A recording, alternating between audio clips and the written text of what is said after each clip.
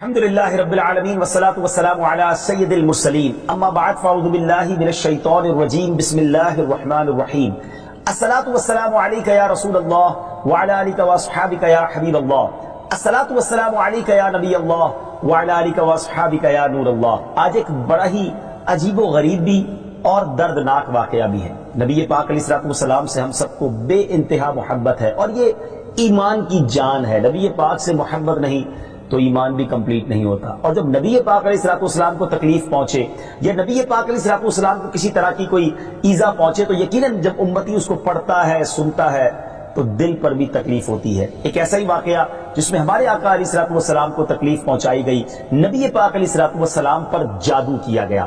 ناظرین، آج یہ واقعہ ہم سنیں گے اور یہ قرآنی واقعہ ہے اور اس کے ذریعے بہت ساری باتیں بھی سنیں گے۔ جادو کے بارے میں بڑے مسکنسیپشن ہیں لوگوں کے ذہنوں میں، اور سمجھتے ہیں کہ جادو توڑ کرنے کے لیے بڑے عجیب و غریب عمل کرنے پڑیں گے، بڑے گناہوں والے کام کرنے پڑیں گے، اللہ کی ناراضگی والے کام بھی لوگ کرنے کے لیے تیار ہو جاتے ہیں، حرام اور ناجائز کام کرنے کے لیے تیار ہو جاتے ہیں اور سمجھتے ہیں کہ اس سے جادو سے بچا جا سکے گا۔ البتہ جادو کروانے کے لیے بھی لوگ بڑے ہی ناجائز اور حرام کام کرتے ہیں جو کہ جہنم میں لے جانے والے کام ہوتے ہیں۔ اللہ مجھے اور آپ کو ہمیشہ جادو ٹونے آصف سے محفوظ رکھے، ہر قسم کی بلاؤں سے محفوظ رکھے، اور آج قرآن کے ذریعے سمجھیں گے کہ جادو کا علاج کیا ہے، جادو ہو جائے تو بچا کیسے جا سکتا ہے، اور نبی پاک علیہ السلام پر جب جادو ہوا تھا، جادو کرنے کی کوشش کی گئی تھی، اس کا نتیجہ کیا نکلا۔ ناظرین، توجہ کے ساتھ آپ نے سلسلے میں شامل رہنا ہے۔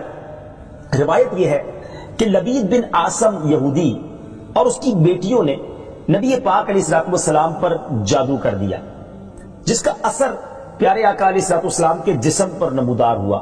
طبیعت شریف جو ہے وہ کچھ ناساز ہونے لگی، آپ کے قلب، آپ کی عقل مبارک اور آپ کے اعتقادات پر کوئی اثر نہ ہوا، صحت مبارک پر تھوڑا سا اثر ہوا۔ چند روز بعد حضرت جبریل امین بارگاہ رسالت میں حاضر ہوئے اور عرض کی، یا رسول اللہ صلی اللہ علیہ وسلم، ایک یہودی نے آپ صلی اللہ علیہ وسلم پر جادو کر دیا ہے، اور جادو کا جو سامان ہے وہ فلاں کنویں میں ایک پتھر کے نیچے دبا ہوا ہے۔ سرور کائنات علیہ السلام نے حضرت علی مولا کائنات شیر خدا کرم اللہ تعالی وجہ الکریم کو بھیجا۔ انہوں نے کنویں کا پانی نکالا اور پتھر اٹھایا تو اس کے نیچے سے کھجور کے گھابے کی تھیلی برآمد ہوئی، یعنی کھجور کے جو چھلکے ہوتے ہیں اس طرح کی تھیلی برآمد ہوئی، اور اس میں نبی پاک علیہ السلام کے منہ مبارک جو کنگھی سے ٹوٹے تھے، اور کنگھی کے ٹوٹے ہوئے کچھ دندانے، اور ایک ڈور یا کمان کا چلہ جس میں 11 گٹھانے لگی ہوئی تھی، اور ایک موم کا پتلا تھا جس میں 11 سوئیاں چبھی ہوئی تھی۔ یہ سب سامان پتھر کے نیچے سے نکلا، اور یہ مولا علی کرم اللہ تعالی وجہ الکریم یہ سارا سامان لے کر نبی پاک علیہ السلام کی بارگاہ میں آ گئے۔ اس کے بعد سبحان اللہ، اب اس کا توڑ کیسے آیا، اس کا علاج کیسے ہوا، اس کا حل کیا نکلا؟ جبریل امین اللہ تبارک و تعالیٰ کی بارگاہ سے سورہ فلق اور سورہ ناس لے کر حاضر ہوئے، یعنی اب جو سورہ فلق اور سورہ ناس ہے وہ نازل ہوئی، اور ان دونوں صورتوں کو ملائیں تو ناظرین اس میں 11 آیتیں ہیں۔ ہر ایک آیت کے پڑھنے سے ایک ایک گرہ کھلتی جاتی تھی، یہاں تک کہ سب گرہیں کھل گئی اور پیارے آقا علیہ السلام بالکل شفایاب ہو گئے۔ سبحان اللہ، سبحان اللہ۔ ناظرین، اب اس واقعے سے بہت ساری باتیں میں نے اور آپ نے سیکھنی ہیں۔ پہلی بات یہ ہے کہ یہ بخاری شریف میں ہے کہ پیارے آقا علیہ السلام جب بستر شریف پر تشریف لاتے تو اپنے دونوں ہاتھوں پر دم کرتے اور اپنے سر سے پاؤں تک پورے جسم پر اپنے ہاتھوں کو پھرایا کرتے، جہاں تک دست مبارک پہنچ سکتے یہ عمل 3 مرتبہ فرماتے، یعنی نبی پاک علیہ السلام ان دونوں صورتوں کا اپنے اوپر بھی دم کیا کرتے۔ اور ایک اور جگہ پر بھی یہ ہے، حدیث عائشہ رضی اللہ تعالیٰ عنہ میں ہے کہ جب نبی پاک علیہ السلام کے گھر والوں میں سے کوئی بیمار ہوتا تو آپ علیہ السلام ان دونوں صورتوں کو پڑھ کر اس پر دم فرمایا کرتے تھے۔ تو یہ نبی پاک کے معمول میں تھا۔ تو آج اگر ہم میں بھی کوئی بیمار ہو جائے، فیملی میں کوئی بیمار ہو جائے، اپنے آپ کو من آفتوں سے بچانا چاہتے ہیں تو اول آخر 3 بار درود پاک پڑھیں، سورہ فلق اور سورہ ناس کی تلاوت کریں، اپنے ہاتھوں پر دم کر کے اپنے جسم پر پھیر لیں، کسی مریض پر دم کر دیں، انشاءاللہ اس کی برکت ملے گی۔ یہاں ایک اور مسئلہ بھی سیکھنے کو ملے گا کہ تعویذات اور عملیات میں جس میں کوئی لفظ کفر و شرک کا نہ ہو وہ جائز ہے۔ اسی طرح گنڈے بنانا اور ان پر گرے لگا کر آیات قرآن اور اسماء الہیہ پڑھ کر پھونک مارنا بھی جائز ہے، یعنی تعویذات اگر شرک سے پاک ہیں، اگر کفریہ کلمات سے پاک ہیں تو وہ کرنے میں کوئی حرج نہیں، وظائف کرنے میں کوئی حرج نہیں، یہ قرآن و حدیث سے ثابت ہے اور آپ نے یہ سنا۔ ناظرین سیکھنے کو کیا مل رہا ہے؟ خلاصہ یہ ہوا کہ سورہ فلق یعنی قل اعوذ برب الفلق اور قل اعوذ برب الناس، یہ دونوں صورتیں جن اور شیاطین، نظر بد اور آسیب اور تمام امراض خصوصاً جادو ٹونے کا مجرب علاج ہیں۔ ان کو لکھ کر تعویذ بنائیں، گلے میں پہنائیں اور ان کو بار بار پڑھ کر مریض پر دم کریں اور کھانے اور پانی اور دواؤں پر پڑھ کر پھونک دیں اور پھر مریض کو کھانا وغیرہ کھلائیں، انشاءاللہ عز و جل ہر مرض اور بالخصوص جادو ٹونا دفع ہو جائے گا، مریض شفا یاب ہو جائے گا۔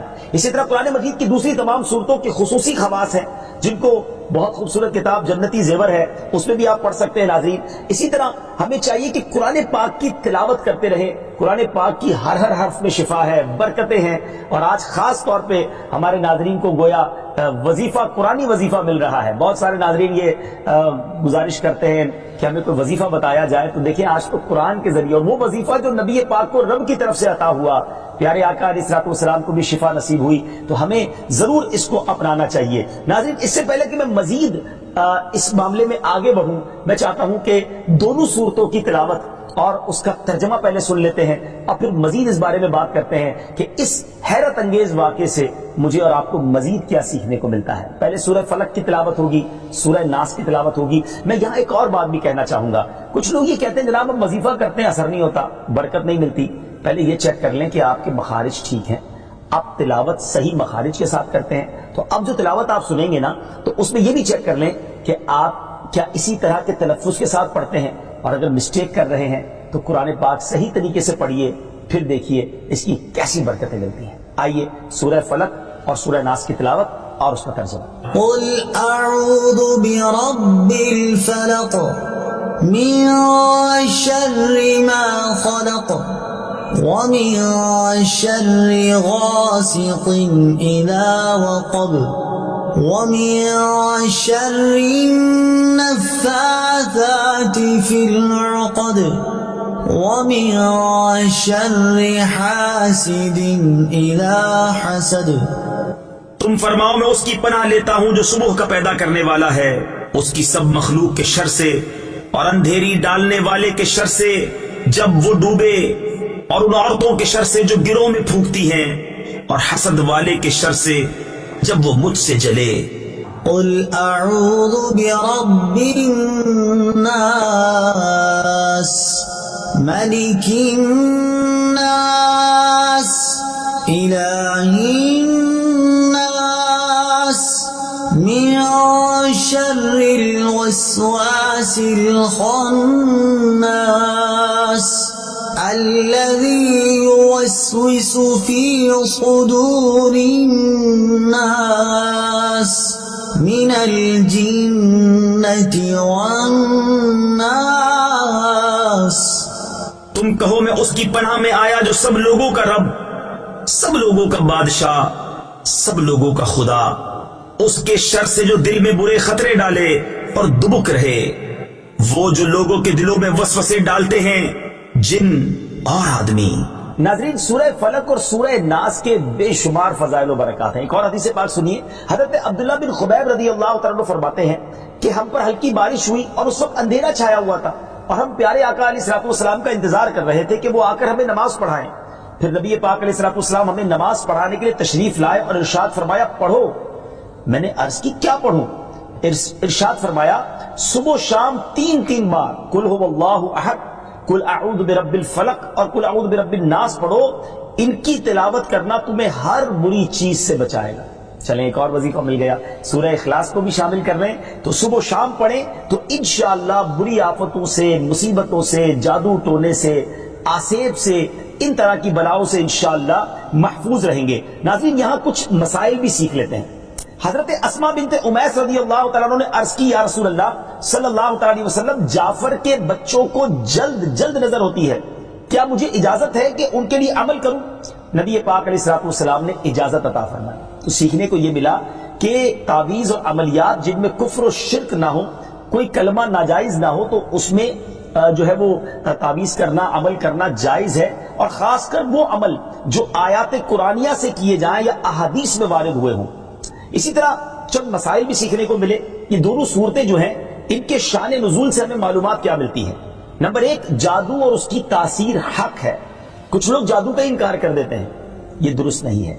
جادو اور اس کی تاثیر حق ہے کیونکہ قرآن میں اس کا ذکر ہے اور نبی پاک علیہ الصلوۃ والسلام پر بھی آپ کی صحت مبارک پر اس کا اثر ہوا۔ نمبر دو، نبی کے جسم پر جادو کا اثر ہو سکتا ہے، جیسے تلوار، تیر اور نیزے کا بھی اثر ہوتا ہے۔ یہ شان نبوت کے خلاف نہیں ہے۔ ہاں، ایسا اثر نہیں ہو سکتا کہ جس سے نبوت کے متعلقہ امور میں خلل آ جائے۔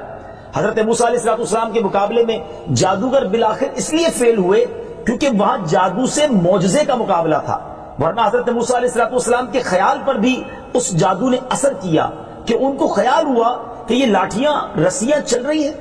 نبی کریم علیہ الصلوۃ والسلام کے خیال پر بھی اسی طرح یہی اثر ہوا تھا۔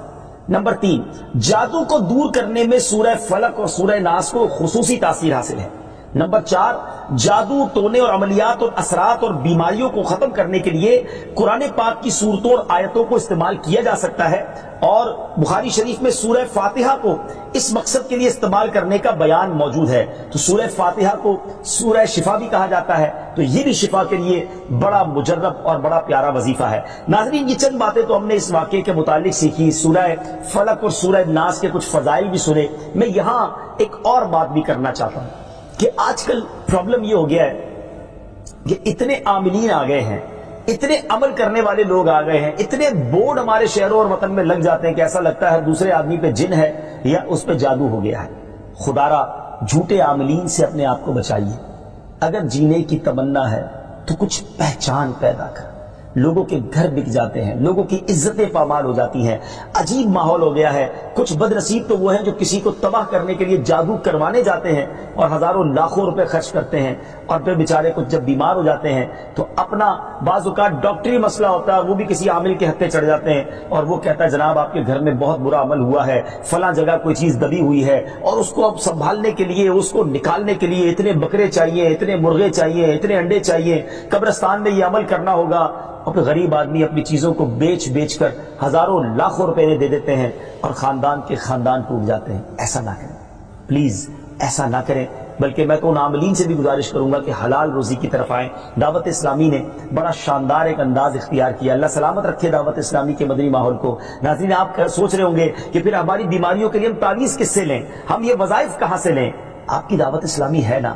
الحمدللہ دعوت اسلامی کا ایک شعبہ ہے جس کا نام ہی مکتوبات و تعویذات عطاریہ ہے۔ اس میں آپ کو بغیر کسی فیس کے، جی ہاں بغیر کسی فیس کے، لاکھوں لاکھ تعویذ ہر مہینے ناظرین یہاں سے دیے جاتے ہیں، پوسٹ بھی کیے جاتے ہیں، کوریئر بھی کیے جاتے ہیں، اس کی بھی کوئی فیس نہیں لی جاتی۔ تو یہ تعویذات آپ دعوت اسلامی کے مرکز سے رابطہ کر کے لے لیجئے۔ آن لائن تعویذات کی سروس بھی موجود ہے۔ حالانکہ دعوت اسلامی کا اس ڈپارٹمنٹ پر لاکھوں کروڑوں روپے خرچ ہو رہا ہے، مگر اس لیے اس کو فری رکھا ہے تاکہ امت کے لیے آسانی ہو، دکھیاری امت جو ہے ان کے مسائل حل ہو جائیں، نہ جانے کس کی دعا لگ جائے اور ہمارا بیڑا پار ہو جائے۔ ہاں، اس میں یہ ضرور میں کہوں گا کہ وہ لوگ جو یہ پروگرام دیکھ رہے ہیں اور ان کو لگتا ہے کہ میں اس شعبے کو سپورٹ کروں، دعوت اسلامی جس شعبے میں خرچ کر رہی ہے اور نہ جانے کتنے دکھیارے مسلمانوں کی دعائیں لے رہی ہے، تو اگر آپ دعوت اسلامی کے شعبہ تعویذات عطاریہ میں سپورٹ کرنا چاہتے ہیں، اپنا ڈونیشن دینا چاہتے ہیں، تو بھی ہم سے رابطہ کر لیجئے۔ لیکن پلیز ان جھوٹے عاملوں سے اپنے آپ کو بچائیے۔ اور مجھے جو ناظرین سن رہے ہیں، ہر بندے پر جادو نہیں ہوتا، ہر بندے پر جن نہیں آ جاتا، ہر بات میں وسوسہ نہ لایا کریں، وظائف پڑھ لیا کریں۔ صبح و شام یہ وظیفہ ہمیں نبی پاک نے دے دیا ہے، صبح گھر سے پڑھ کر نکلے، شام گھر پر آ کر سونے سے پہلے پڑھ لے، آیت الکرسی سونے سے پہلے پڑھ لے۔ اللہ نے چاہا خیر آپ کا مقدر رہے گی، اور مزید ضرورت ہو تو دعوت اسلامی کے اس شعبے سے رابطہ کر لیں۔ میں امید کرتا ہوں کہ آج کے اس واقعے سے ہمیں یہ سیکھنے کو ملا کہ قرآنی وظائف کی کیا اہمیت ہے، اور جائز وظائف کرنے میں، تعویذات کرنے میں کوئی حرج نہیں۔ آخری بات، نبی پاک علیہ الصلوۃ والسلام کو پتہ چل گیا، جبریل امین نے بتا دیا کہ جادو کس نے کیا، مگر نبی پاک علیہ الصلوۃ والسلام نے بدلہ نہیں لیا، سزا نہیں دی۔ اس لبید بن عاصم کو، اس کی جو بچیاں تھیں، جو بھی لوگ تھے جادو کرنے والے، سب کو معاف کر دیا۔ اللہ اکبر! انہیں پتہ چل جاتا تھا کہ کس نے ظلم کیا ہے، پھر بھی معاف فرماتے، اور ہم شک کی بنیاد پر بدلہ لے لیتے ہیں۔ کوئی عامل کہہ دیتا ہے تمہارے گھر میں سین نام کی کوئی عورت ہے، اس نے یہ کیا ہے، اب جتنے سین نام والے ہیں سب کے ساتھ بدگمانی شروع، جب سے سب سے لڑائی شروع، سب کے بارے میں برا سوچنا شروع۔ انسان ہی سے غلطی ہوتی ہے. معافی کرنے والا ذہن رکھیے. معاف کریں گے اللہ تعالیٰ آپ کو معاف کر دے گا. رحم کریں گے آپ پر رحم کیا جائے گا. اللہ مجھے اور آپ کو نبی پاک علیہ الصلوۃ والسلام کی اس مبارک سیرت سے سیکھنا نصیب فرمائے کہ اگر کسی سے غلطی ہو بھی گئی ہے, کسی نے ہمارا برا چاہا بھی ہے اور پتہ بھی چل گیا ہے, تو معاف کرنا اللہ کو بڑا پسند ہے. مشکل ضرور ہے, دل چاہتا ہے میں بھی بدلہ لوں, لیکن مزہ بھی تو یہی ہے نا کہ دل چاہ بھی رہا ہے, غلط بھی کیا ہے سامنے والے نے, اور میں بدلہ لے بھی سکتا ہوں, پھر بھی اللہ کی رضا کے لیے معاف کر دیں اور اس نیت سے معاف کریں میرے مالک میں تیرے بندے کو معاف کر رہا ہوں, تو مجھ گناہگار کو معاف فرما دے. اللہ کریم ضرور کرم فرمائے, اور یہی اسلام کی خوبصورتی ہے. اللہ مجھے اور آپ کو معافی اور درگزر کا ذہن نصیب فرمائے.